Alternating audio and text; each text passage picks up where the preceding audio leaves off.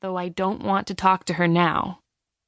This is mainly because I don't want to have to acknowledge her new look or tell her what I'm up to. Lauren is attracting attention from others on the platform, which, I assume, is her intention.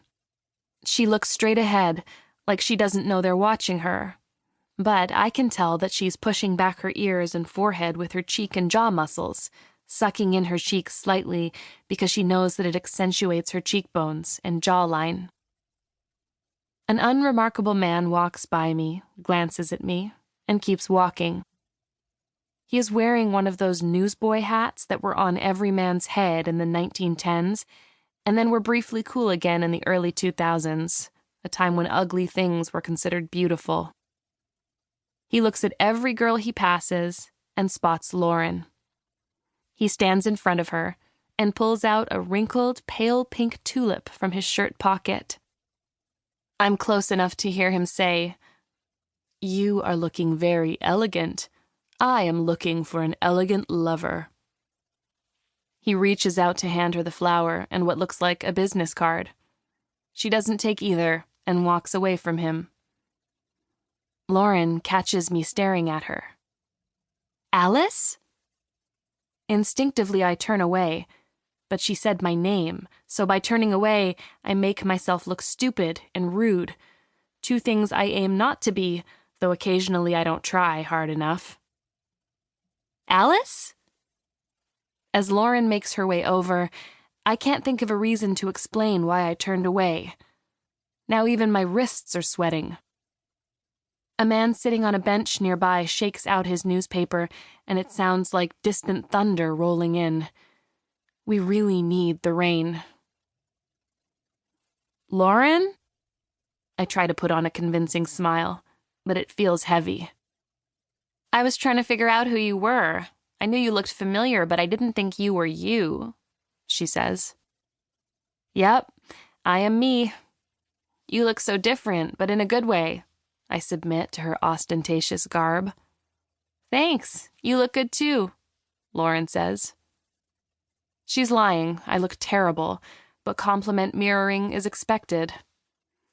Although I'd prefer never to cross paths with Lauren, this is a particularly unfortunate time to run into her, as I am saturated in perspiration, and she can't see my post-high school physical improvements. I wasn't much to look at then, but I wasn't treated like an outcast either. I was just okay.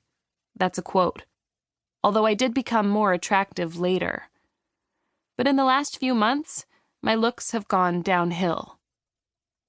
"You grew your hair out and dyed it," says Lauren. "This is my natural hair color, actually." Is the train delayed? The screen had said it was arriving in 4 minutes. "At prom, your hair was black and short. You had that bob. We were hair twins, but also sort of opposites, remember? Mine was curly and blonde, and yours was straight and black. You said we were good and evil." Did I say that? I must have. I had inside jokes with a lot of people in school. Like this one, the jokes weren't always funny or even clever, but they created tenuous connections that I mistook for friendships. They felt important at the time. It was how I appraised myself. Most of these threads are now broken, and I'm down to much fewer friends. Maintaining those relationships became exhausting, and I think it's better this way. Oh yeah, I remember.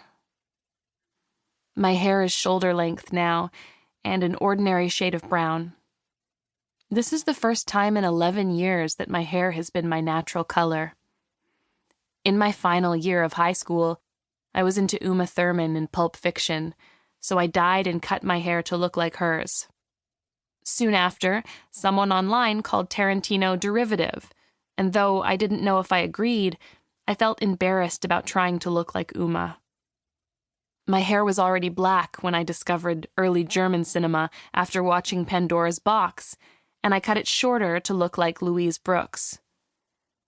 It didn't take much to change this hairstyle into the Anna Karina look I tried to pull off during my French New Wave phase. I loved asking people if they knew who Anna Karina